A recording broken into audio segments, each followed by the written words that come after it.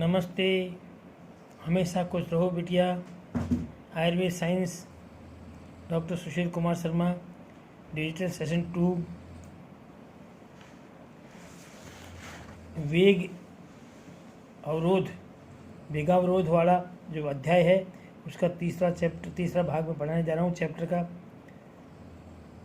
रोकने योग्य वेग कौन कौन से हैं। मतलब अब तो थे अधारणीय वेग, अधारणीय वेग, अब है धारणीय वेग। मतलब कौन से वेग ऐसे हैं जिनको धारण करना चाहिए।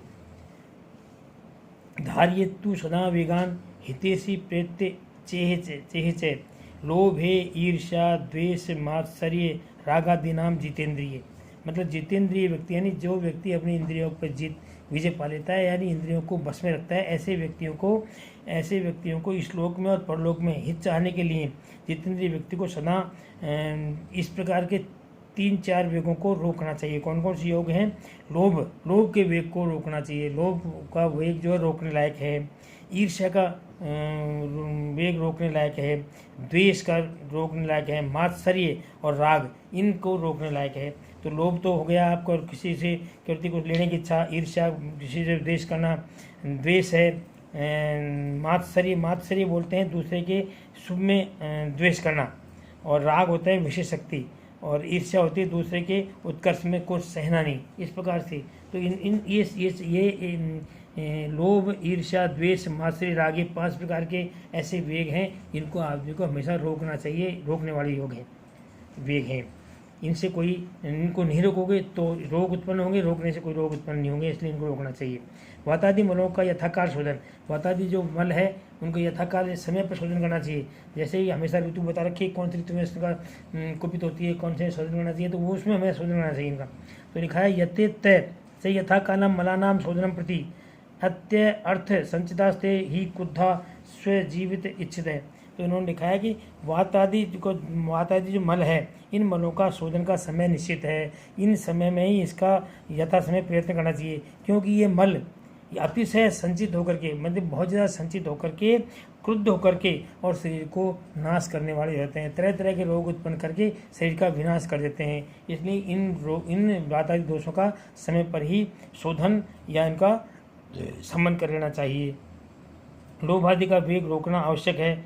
इसके लिए लिखा है कि दोषा कदाचित कुत्पन्ति जिता लंघन पाचनी ये तू संशोधन शुद्धा न तेषां पुनर्भवम्। ये बहुत अच्छा श्लोक है। इसमें इन्होंने बताया गया है कि शोधन और समन चिकित्सा के बारे में, कि जो शोधन चिकित्सा है उससे जो दोष अपन शोधन के द्वारा अपन अगर मान लो किसी रोग को प्रतिकार करेंगे तो वो पुनः उत्पन्न नहीं होते हैं, और अगर मान लो समन चिकित्सा से करेंगे तो पुनः उत्पन्न होने की संभावना होती है। तो वो लिखा है कि दोषा कदाचित कुप्यते जिता लंघन पाचनी। मतलब लंघन और पाचन औषधि से जिस दिन दोषों को अपन जीतते हैं वो कदाचित कुपित हो सकते हैं, यानी कदाचित दोबारा पुनः उत्पन्न हो सकते हैं। लेकिन ये तो संशोधन है। लेकिन जो संशोधन के द्वारा शुद्ध किए जाते हैं, मतलब संशोधन कहते हैं वात पित्त कबुए वमन विरेचन के द्वारा, जो वमन विरेचन के द्वारा संशोधन के द्वारा जिन मलों को शरीर से बाहर निकाल देते हैं वो पुनः कभी उत्पन्न नहीं होते हैं। इसलिए संशोधन सबसे श्रेष्ठ माना गया है। इसमें ये संशोधन चिकित्सा को श्रेष्ठ माना गया है, वही चिकित्सा करनी चाहिए।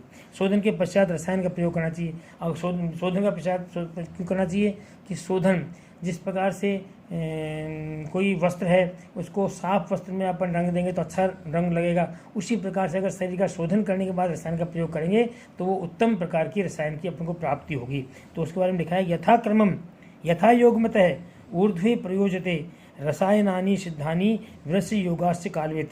मतलब संशोधन के उपरांत काल को समझने वाला वैद्य, यानी समय को समझने वाला वैद्य चिकित्सक क्रम के अनुसार यथा योग अनुसार रसायनों का प्रयोग करके और व्यक्ति को पुष्ट करने का प्रयास करे, ये इसमें बताया गया है। आगे पथ्यादि विधि, पथ्यों की विधि क्या है कि भेषज क्षपिते पथ्य आहार ब्रहणी क्रमात् शाली षष्ठी के गोधूम सामुद्र मांस घृतादि भी हृदय दीपनम भेषजम संयोगाद द्युति पक्तिदयी सा अभ्यंग उद्वर्तन स्नान निरूह स्नेह बस्ती भी। तो इन्होंने ये कहा है कि जो मनुष्य औषध के कारण क्षीण हुआ है, मतलब कई बार क्या होता है और अत्यधिक औषध देने के बाद भी मनुष्य में क्षीणता रहती है, तो जो क्षीणता रहती है तो उसको क्रमशः साली चावल, साठी चावल, गेहूँ, मूंग, मांस, घृत आदि जो हृदय के लिए अत्यंत प्रिय हैं ऐसे भोजन का प्रयोग देना चाहिए। अग्नि संधि पर अग्नि को प्रदीप्त करने वाला भोजन देना चाहिए। औषधियों के संयोग से उसको पुष्ट करना चाहिए, रुचिवर्धक और अग्निवर्धक आहार देना चाहिए। और इस प्रकार उसको उबटन, अभ्यंग, स्नान, निरूह और स्नेह वस्तुओं का प्रयोग करके उसको ग्रहण यानी पुष्ट करते रहना चाहिए, शरीर को पुष्ट करना चाहिए। ये इसकी चिकित्सा में बताया है। पूर्वोक्त क्रम का सुपरिणाम, अगर मान लो इस प्रकार से अपन करेंगे, अच्छे खान पान का प्रयोग करेंगे तो उसका क्या परिणाम होगा उसके लिए बताया। तथा स लभते सर्वम सर्वपाटक पावकम धी वर्णेन्द्रिय वैमल्यम भ्रष्टताम दैर्घ्यमायुषतम, मतलब अगर पूर्व प्रकार जो पहले बताया है वो अपन उसका पालन करेंगे तो क्या होगा कि उससे सब प्रकार की अग्नियाँ प्रदीप्त हो जाएगी। शरीर में 13 प्रकार की अग्नियाँ होती है, 7 धातुअग्नि का, 5 भूताग्नि और 1 जठाग्नि, तो सभी प्रकार की अग्नियाँ उसमें प्रदीप्त होती है। और बुद्धि, वर्ण और इंद्रिय में निर्मलता उत्पन्न होती है और वृषता और दीर्घायुता प्राप्त होती है। अगर अब हम जो नियमों के अनुसार बताए हैं उस तरह अपन नियम का पालन करेंगे तो दीर्घायु और वृषता यानी बाह्यकरण की प्राप्ति होती है। आगंतुक रोग कौन से हैं बताए, मतलब रोग 2 प्रकार के बताए, एक तो निज और एक आगंतुक। निज रोग तो वो होते हैं जो वातादि दोषों के दूषित होने से होते हैं, और आगंतुक रोग वो होते हैं जो आघात लगने से होते हैं। इनमें भी दोष तो दूषित होते हैं लेकिन बाद में होते हैं, इन्हें आगंतुक रोग कहते हैं। तो आगंतुक रोग कौन से हैं कि ये भूत, विष, वायु, अग्नि, क्षत, भंग आदि संभवा, राग, द्वेष, भय आदि से ते शु आगंतुक रोग व गधा, मतलब इनको आगंतुक रोग कहते हैं। कौन कौन से रोग कि जो भूत से होने वाले हैं, विष से होने वाले हैं, वायु से होने वाले हैं, अग्नि के कारण होने वाले हैं, क्षत लगने के कारण जो होते हैं, टूटने से, भंग करने से उत्पन्न जो होते हैं, इसके अलावा राग, द्वेष और भय से जो रोग उत्पन्न होते हैं, इन सब रोगों को आगंतुक रोगों की श्रेणी में कहा गया है। इन आगंतुक रोगों में दोष बाद में विकृत होते हैं, पहले ये रोग होते हैं, बाद में दोष कुपित होते हैं, इसलिए इन्हें आगंतुक रोग कहा गया है। इन आगंतुक रोगों के प्रतिकार की क्या विधि बताई इन्होंने कि त्याग, प्रज्ञापराध, इंद्रिय उपशमयम, स्मृति, देश काल, आत्मविज्ञानम, सदवृत्तस्य अनुवर्तनम, ये बताया इन्होंने कि प्रज्ञापराध का परित्याग करना चाहिए। प्रज्ञापराध किसे कहते हैं कि जो जानबूझकर अपराध करते हैं उसको अपन प्रज्ञापराध कहते हैं। इसलिए प्रज्ञापराध का परित्याग करो, जानबूझ के कोई अपराध मत करो, प्रज्ञापराध का परित्याग करो। इंद्रियों की शांति करो, स्मृति, देश काल और आत्मा का ज्ञान, आत्मा का ज्ञान होना चाहिए, देश काल आत्मज्ञान, और सद्व्रत का पालन करना चाहिए। और अथर्ववेद में सद्व्रत का पालन करना चाहिए, ये इसकी चिकित्सा में आता है। आगे है अथर्व विहिताम शांति प्रतिकूल ग्रहचरम, मतलब अथर्ववेद में जो कहे हैं उन ग्रहों की शांति करनी चाहिए। और प्रतिकूल ग्रहचरम, और प्रतिकूल जो आपके ग्रह जो हैं, सूर्य आदि ग्रह अगर आपके प्रतिकूल हैं, आपके अनुकूल नहीं है, तो उनकी अर्चना यानी कि प्रार्थना करनी चाहिए, प्रार्थना करके उनको अपने अनुकूल बनाना चाहिए। भूताद्य स्पर्शाद नेवाध्या निर्दिष्टम पृथक पृथक है, अनुपत्ति समासेन विधि से प्रदर्शितम निजागंतुक विवरणाम अनुत्पानाम च शांति। तो कुल मिला के इन्होंने बताया है कि इस प्रकार से भूतादि का स्पर्श से बचने के लिए पृथक पृथक कई विधि का पालन करना चाहिए। निजी एवं आगंतुक रोगों को उत्पन्न न होने देने के लिए तथा उत्पन्न हुए रोगों की शांति के लिए इस प्रकार से ये संक्षेप में विधि आपको बतला दी गई है। रोगों से बचने के उपाय क्या बताए हैं? शीतोद्भवम दोष संचयम बसंते, विशोधयन ग्रीष्म अधर्व काले, घनात्ये वार्षिक मासु सम्यक प्राप्नोति रोग जनु नातम जातु। मतलब इन्होंने बताया रोग से बचने के उपाय क्या बताए हैं, सुंदर उपाय इन्होंने बताया है कि शीतोद्भवम दोष संचयम बसंते, हमेशा ये कहा है कि कौन से दोष का कब कुपित होगा, कब उसका समन करना चाहिए। तो इन्होंने ये बताया है कि शीतकाल में उत्पन्न हुए दोष समूह को बसंत ऋतु में शोधन करें। शीतोद्भयम दोष स्वयं बसंते, शीतकाल में अगर दोष संचित हुआ है, कुपित हुआ है दोष समूह, तो उसको बसंत ऋतु में उसका शोधन कर लो। विशोधयन ग्रीष्म अजभ्र काले। और अगर ग्रीष्म ऋतु में उत्पन्न हुए दोष समूह हैं तो वर्षा काल में उसका शोधन कर लो। घनाते वार्षिक मासु सम्यक है। और अगर मान लो वर्षा ऋतु में दोष समूह उत्पन्न हुआ है तो शरद ऋतु में उसका भली प्रकार से शोधन कर लो। ये इसकी नीतियाँ बताई गई है।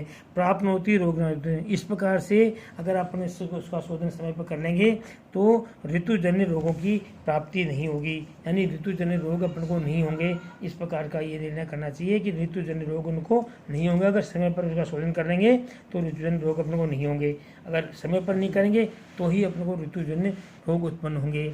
आगे इसमें लिखा गया है, नित्यम हिताहार विहार सेवी समीक्षकारी विषय स्वशक्त है दाता समय सत्य पर क्षमावान नाप्तो सेवी च भवत्य रोग है।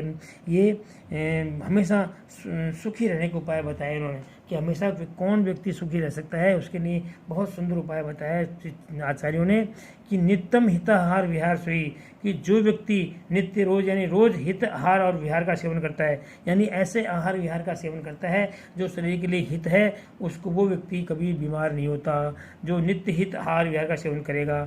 और समीक्षकारी विषय सशक्त है। और समीक्षकारी यानी जो सोच समझ के काम करने वाला है, मतलब सोच समझ करके कर्तव्य का पालन करने वाला है, वो व्यक्ति आगे भाई ये इस काम को करने में हानि है लाभ है तो सोच समझ के कार्य करता है, वो व्यक्ति बीमार नहीं होता।